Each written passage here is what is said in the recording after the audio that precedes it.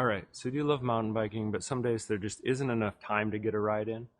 Or you want to get out on a longer adventure, but you want to do that in a shorter time window. But you also want to get the most bang for your buck because these things can be super expensive? If so, you've come to the right place. And what things am I talking about? E-mountain bikes, specifically Enduro e-mountain bike. I'm going through 7 budget Enduro e-mountain bikes. So 7 Enduro e-mountain bikes under $7,000, and we're going to go through that list right now.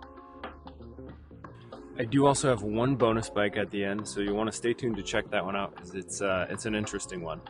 Okay, we're going to start at the most expensive at the top and work our way down here. First on our list is the Devinci E-Spartan. It comes in at $6,999.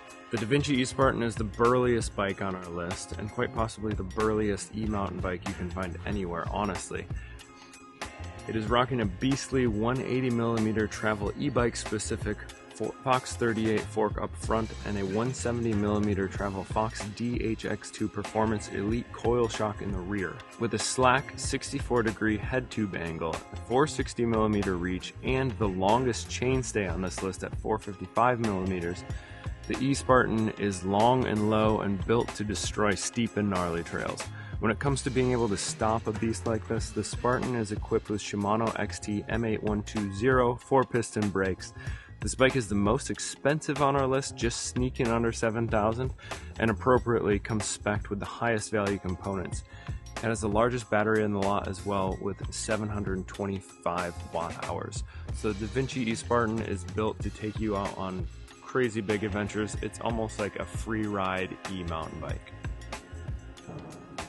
Alright, so we do need to talk about this. Why am I calling this budget when we're starting at $7,000 and going down to $4,500? We have to kind of define budget for electric mountain bikes, and we have to remember that the majority of them are averaging in the price range of $7,500 to $10,000. An Enduro mountain bike that isn't even equipped to be an e-mountain bike is going to start in the $3,500 price range. So just to put that into context for the reason I'm calling this budget, even though none of these are really truly like budget friendly. You know, most hobbies, and mountain biking specifically is not a budget friendly hobby. So that's the reason this is what I'm considering to be budget, and that's the reason I picked 7 bikes under $7,000. Okay, next on the list is the Transition Relay. This is the mountain biker's electric mountain bike. The reason it's called that is the relay is set up to be ridden both with and without the battery, and it's set up to be as light as possible. Transition Relay is a unique bike on this list as it is essentially purpose-built to be ridden both with and without the battery, as I said. It comes in at $6,799 for the base NX alloy build. There are higher spec builds out there as well. The official weights have not come out on this build, but will likely be in the mid 40-pound range. The relay is set up with 160mm of suspension travel in front and rear, supplied by a Marzocchi Z1 Bomber fork up front, a Fox Float X2 shock in the rear. The stopping power is provided by SRAM Code R 4-piston brakes and 203mm rotors, which pretty much every bike on this list has 203. The geometry on this bad boy is set up to tackle steep and gnarly terrain with a slack 64-degree head tube angle, 460mm of reach, and a 442mm chainstay. The ability to quickly and easily remove the battery on the relay makes it the best bike on this list for riding with and without motor assistance, but it does come with a cost, as the 430 watt-hour battery is the smallest watt-hour of any e-bike on this list, with a reason. Not necessarily a downside to this bike, but an important decision factor, as some people are looking to ride a bike both with and without the battery, and others are looking for high watt-hour for very long adventures on the e-bike, essentially. Alright, that brings us to the Marin Alpine Trail E2. This is a unique bike because it can be, or is set up stock as a mullet and has a short chainstay. So let's get into this one. The Marin Alpine Trail E2 is another great option for enduro slaying e-mountain bike. It is priced at $6,299. The unique trait of the Alpine Trail E2 is that it features a mullet setup and has the shortest chainstay on this list. This should make it the most playful riding EMTB on this list and may provide more pop and maneuverability on descents. The Alpine Trail E2 is set up with 160mm travel in front and back, supplied by a Fox 38 Performance fork up front and a Fox DHX2 Performance Elite coil shock in the rear, similar to the Devinci E-Spartan.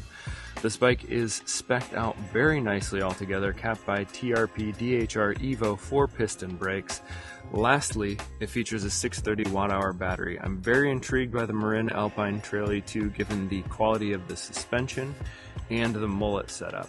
The coil shock in the back and the Fox 38 Performance fork up front are very nicely spec'd for this price point. Alright, so benefits of electric mountain bikes for enduro riders specifically.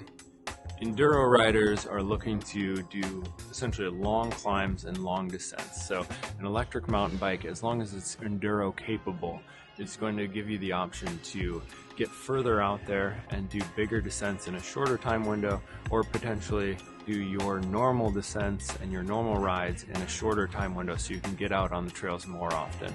And that's what's really intrigued me about this.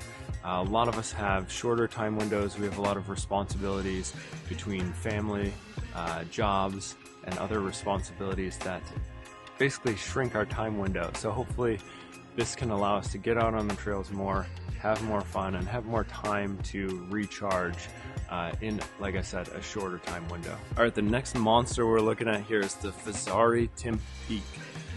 This actually fits squarely in the middle of kind of every category here. So here's the Fezzari Timp Peak. As I said, the Timp Peak lands in the middle of all of my categories, although for the sale price it is spec'd out with higher quality components than some of the enduro mountain bikes priced above it here. The Fezzari Timp Peak boasts 170mm of suspension travel in both front and rear, supplied by a DVO Onyx E1 fork up front and a DVO Topaz shock in the rear. It is set up to bring you right to the top of your favorite trails with a 504 watt-hour battery and help you shred the descents. It is built with aggressive geometry.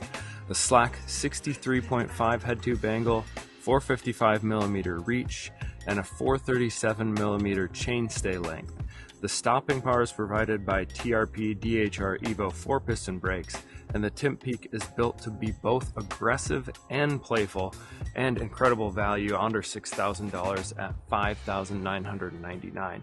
So the unique thing about that is shorter chainstay length, but also 170mm of travel, both in the front and back.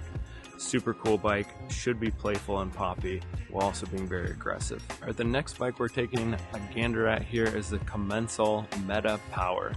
This Commencal Meta Power comes in at $5,900 and is equipped with 170mm of travel in front, provided by an e-bike specific Fox 38 Performance 170 and 160mm on the rear with a Fox Flow X Performance shock.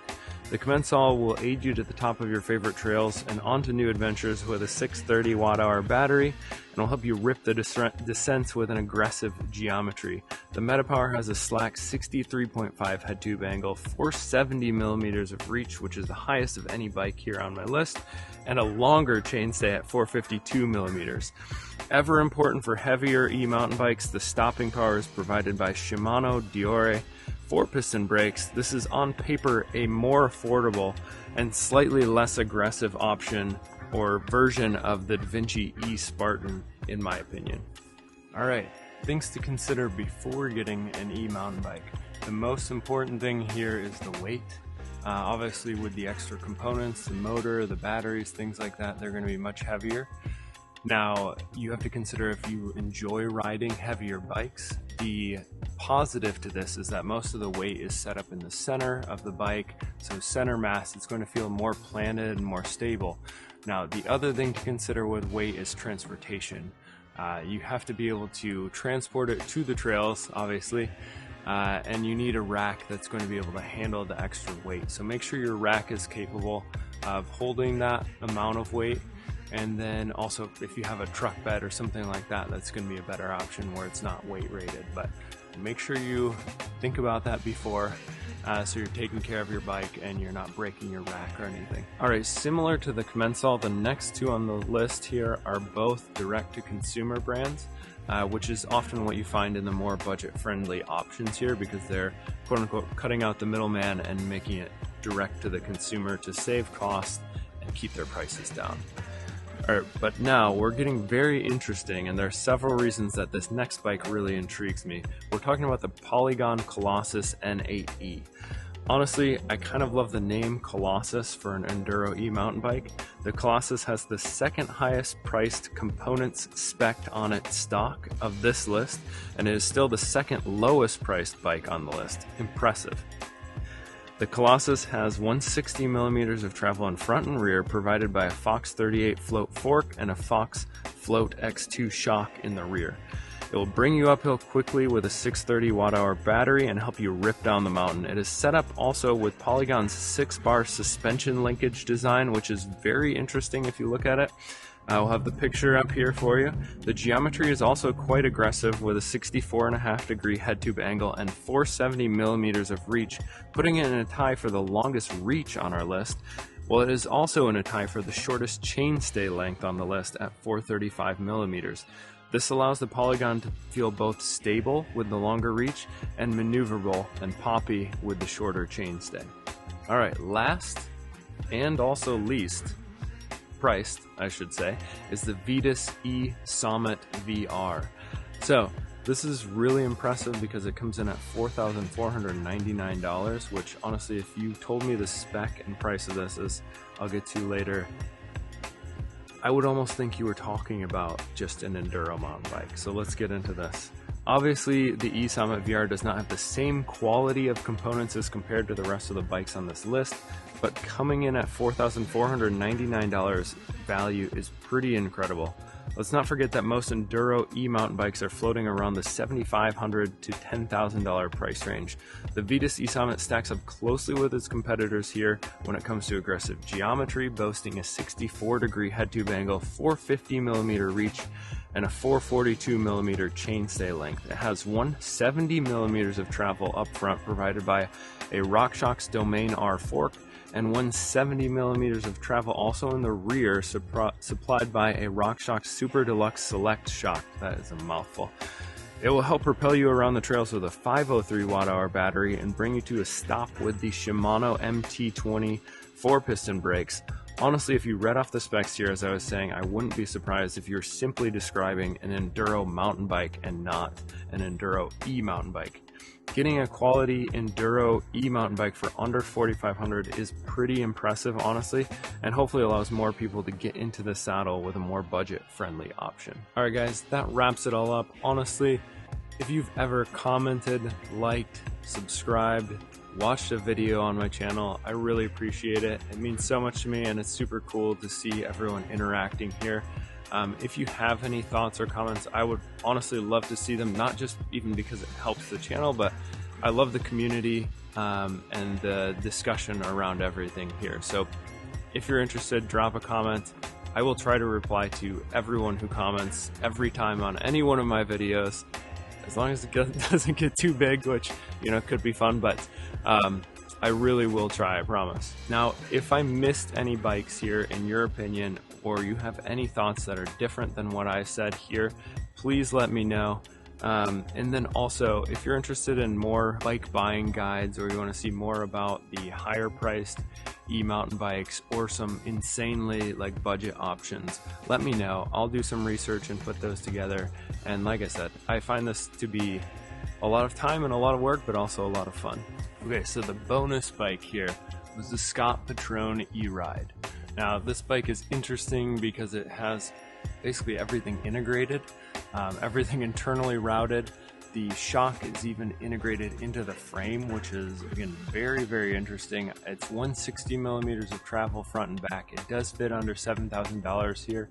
However, in my opinion, the components spec'd out don't make it as good of a budget option as the other bikes on this list. And then there's some question around integrating everything the way that it is. It looks cool, but I don't know if functionally it's as good as the Enduro e-mountain bikes that I've put on this list here. So check it out. It's very interesting to look at and very interesting to potentially discuss, but I didn't think it would kind of fit on this list. All right, guys, we'll catch you on the trails. Cheers.